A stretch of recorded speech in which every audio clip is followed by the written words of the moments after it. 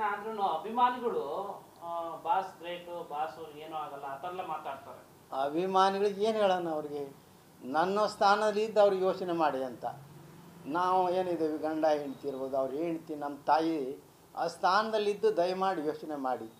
ಕುರುಡು ನಂಬಿಕೆಯಿಂದ ಬರೀ ನಟನೆಗೆ ಬೆಲೆ ಕೊಟ್ಟು ಇದನ್ನು ಮಾಡಬೇಡ್ರಿ ಅಂತ ನಾವು ಅವರಲ್ಲಿ ಕಳ್ಕಳಿಯಿಂದ ನಾನು ಕೇಳ್ಕೊತೀನಿ.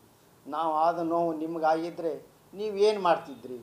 ನನ್ನ ಸ್ಥಾನದಲ್ಲಿ ನೀವೆಲ್ಲ ಇನ್ನು ನಿಂತ್ಕೊಂಡು ಯೋಚನೆ ಮಾಡಿರಿ. ಅವನು ಆರೋಪಿನ ದೇವರು ಅಂತ ಮಾಡಬೇಡ್ರಿ. ಆರೋಪಿ ಸ್ಥಾನದಲ್ಲಿ ಆರೋಪಿನೇ ಇಡ್ರಿ. ನಾವೇನು ಇದ್ದೀವಿ, ನಾವು ಅನುಭವಿಸ್ತಿದ್ದೀವಿ, ನಮ್ಮ ಸ್ಥಾನದಲ್ಲಿ ಇತ್ಕೊಂಡು ದಯಮಾಡಿ ಯೋಚನೆ ಮಾಡಿರಿ. ನೀವು ಯಾವ ರೀತಿ ನೀವು ಮಾಡಿದ್ರೆ ನಿಮ್ಗೆ ಸ್ವತಂತ್ರ, ನೀವು ಅದೇನು ಪ್ರಜಾಪ್ರಭುತ್ವ ಆದರೆ ಇಂಥ ಘಟನೆ ಎಲ್ಲಿ ಸ್ವಲ್ಪ ತಾವು ಮುಂದಾಲೋಚನೆ ಅಥವಾ ಪೂರ್ವ ಯೋಚನೆ ಮಾಡಿ ತಾವು ಅದು ಅಭಿಮಾನ ಏನಾರು ಇದು ಸೂಚಿಸಬಹುದು. ನಮ್ಮ ಸ್ಥಾನದಲ್ಲಿ ಇದ್ದು ಯೋಚನೆ ಮಾಡ್ರಿ ಅಂತ ನಾನು ಕೇಳ್ಕೊಳ್ಳೋದು ಇಷ್ಟ. ದೊಡ್ಡ ದೊಡ್ಡ ನಟರಿಗೆ ದೊಡ್ಡವರಿಗೆ ಬೇಗ ಜಾಮೀನು ಆಗ್ಬಿಡುತ್ತೆ ಅಂತಕ್ಕಂಥದ್ದು ನೀವು ಯಾವ ರೀತಿ ಅವರಿಗೆ ಸರ್ಕಾರಕ್ಕೆ ಅಥವಾ ನಾ ಅದೇ ಹೇಳ್ತಾರೆ, ನಮ್ಮ ಸ್ಥಾನದಲ್ಲಿ ಇದ್ದು ಯೋಚನೆ ಮಾಡಿ ಅಂತ.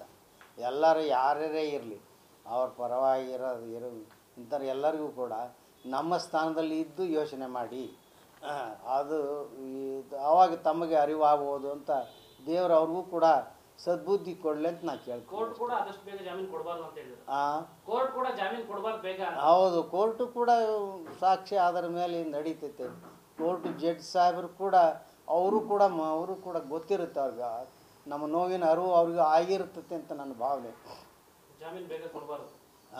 ಜಾಮೀನು ಬೇಗ ಕೊಡಬಾರ್ದು. ಜಾಮೀನು ಕೊಡಬಾರ್ದು. ಸಿಗಬಾರ್ದಂಗೆ ಪೊಲೀಸರು, ನಮ್ಮ ಸರ್ಕಾರಿ ನ್ಯಾಯವಾದಿಗಳಿದ್ದಾರೆ, ಅವ್ರು ನೋಡ್ಕೊಂತಾರೆ ಅನ್ನೋ ಭರವಸೆ ನಮಗಿದೆ. ಯಾವುದೇ ರೀತಿ ಅವರಿಗೆ ಯಾವುದು ಸವಲತ್ತು ಸಿಗಲಾರ್ದಂಗೆ ನೋಡ್ಕೊಂತಾರನ್ನೋ ಭಾವನೆ, ನಂಬಿಕೆ ಇದೆ. ಅವ್ರಿಗೆ ಸಾಕಷ್ಟು ಸಾಕ್ಷ್ಯ ಪುರಾವೆಗಳನ್ನು ಒದಗಿಸಿದಿಂದನೇ ಕೋರ್ಟ್ ಈ ಶಿಕ್ಷೆ ಕೊಟ್ಟಿದೆ. ಆ ಬಲವಾದ ಸಾಕ್ಷಿಗಳೇ ಇರ್ತವೆ, ಇದ್ದಿದ್ದರಿಂದನೇ ಕೊಟ್ಟಿದೆ. ಮುಂದೇನು ಕೂಡ ಸರ್ಕಾರ ಆಗಲಿ ಪೊಲೀಸರಾಗಲಿ ನಮ್ಮ ನ್ಯಾಯವಾದಿಗಳಿದ್ದಾರೆ, ಅವರು ನಮ್ಮ ಒಂದು ನಾವು ಇದಕ್ಕೇನು ನಾವು ತೊಂದರೆ ಅನುಭವಿಸಿದ್ದೀವಿ ಅದಕ್ಕೆ ಅವರು ಸರಿಯಾಗಿ ಅದನ್ನು ವಾದ ಮಾಡ್ತಾರೆ, ಅವ್ರಿಗೆ ಶಿಕ್ಷೆ ಕೊಡ್ತಾರೆ ಅನ್ನೋ ಸಂಪೂರ್ಣ ನಂಬಿಕೆ ಇದೆ.